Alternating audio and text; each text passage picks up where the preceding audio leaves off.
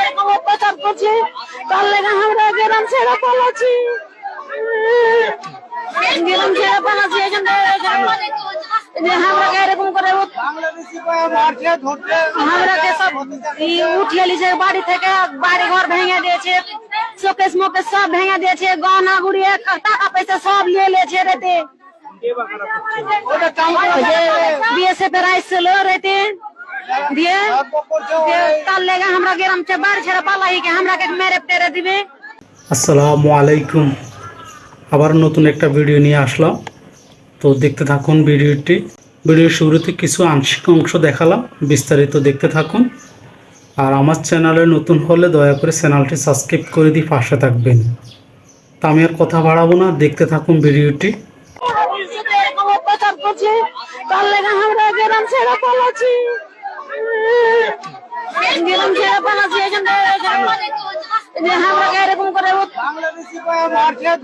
আমরাকে সব উঠিয়ে নিয়েছে বাড়ি থেকে, বাড়ি ঘর ভেঙে দিয়েছে, শোকেস মোকেস সব ভেঙে দিয়েছে, গহনা গুড়িয়ে টাকা পয়সা সব নিয়ে নিয়েছে রেতে।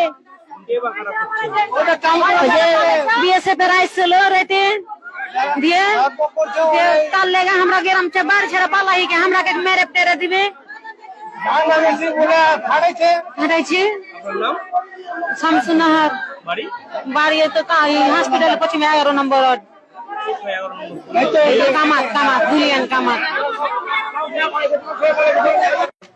ভালো পরিচিত নাই, আর আমাদের পুলিশের ভয়ে আমাদের গ্রামের লোক ভালো নাই, সব আপনার জেগে জেগে পালিয়ে যাচ্ছে।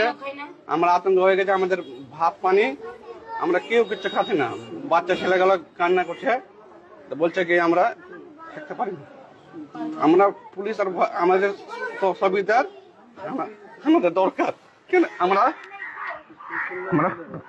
পুলিশ যদি সহযোগিতা না করবে, RSS এর লোক আছে আমাদেরকে রাত্রে ঘুমাতে টাইম না। আমাদের এটা হচ্ছে, আমরা দুপুরে রান্না করছি, আমরা ভাত খাইনি।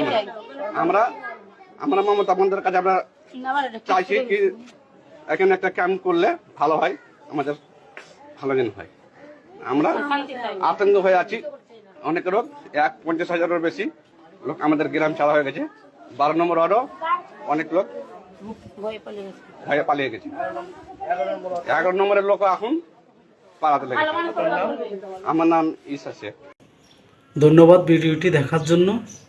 তো আমার চ্যানেলে নতুন হলে দয়া করে চ্যানেলটি সাবস্ক্রাইব করে দিয়ে আমার পাশে থাকবেন।